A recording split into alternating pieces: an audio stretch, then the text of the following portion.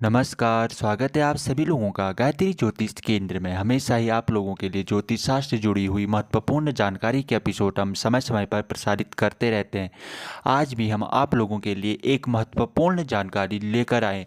आज के इस वीडियो में मैं आपको बताऊंगा कि वो कौन से लोग होते हैं कि जिनका जन्म कुंडली के अनुसार द्विविवाह योग और प्रेम विवाह योग बनता है।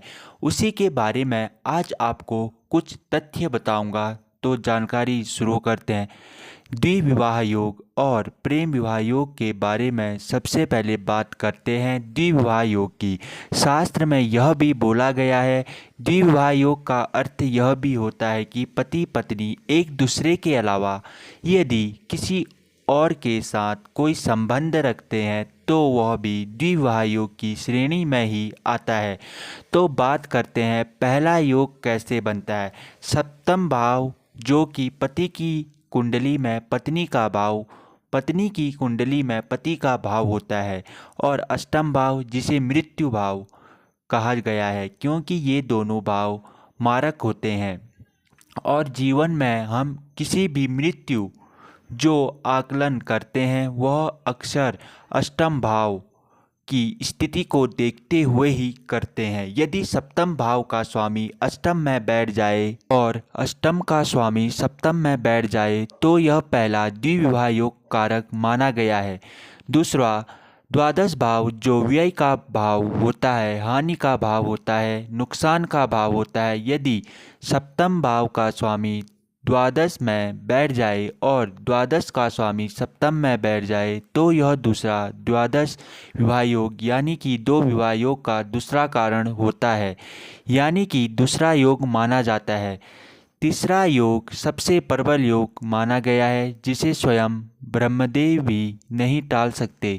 सप्तम का स्वामी अष्टम में, अष्टम का स्वामी द्वादश में, या इन तीनों का आपस में सप्तम अष्टम द्वादश का स्थान परिवर्तन योग यदि बन जाता है तो यह प्रबल द्विविवाह कारक योग माना जाता है। तब बात करते हैं प्रेम विवाह योग की। प्रेम विवाह यानी कि प्रेम का जो कारक होता है वह मंगल ग्रह होता है, और जो प्रेम का भाव होता है वह पंचम भाव माना गया है क्योंकि विद्या बुद्धि प्रेम का जो हम विचार करते हैं, लोगों को जो हम बताते हैं, इसी भाव से हम बताते हैं। तो यदि पंचम भाव में उच्च का मंगल यानी मकर का मंगल बैठ जाए तो संभावना पूरी रहती है कि ऐसे जातक का प्रेम विवाह होगा। या मंगल सग्रही हो जाए मेष या वृश्चिक का बलि होकर तो भी पूरी की पूरी संभावना रहती है कि ऐसे जातक का प्रेम विवाह होगा ही होगा।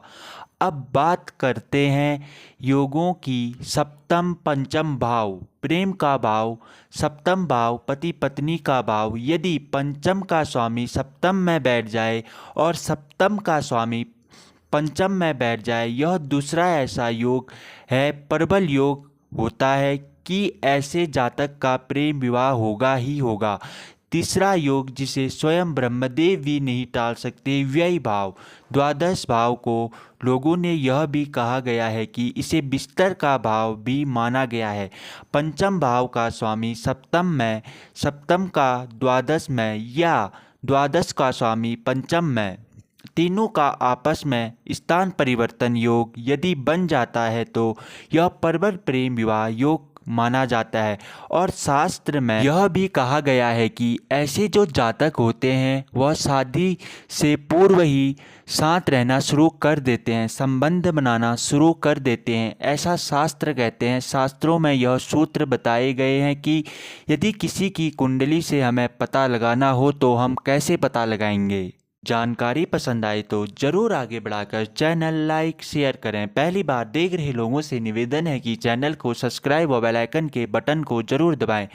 हमारे साथ व्हाट्सएप ग्रुप और टेलीग्राम ग्रुप में जुड़ने के लिए नीचे दिए गए लिंक में क्लिक करें, और इसी जानकारी को विस्तृत रूप से पढ़ने के लिए नीचे दिए गए वेबसाइट लिंक में क्लिक करें।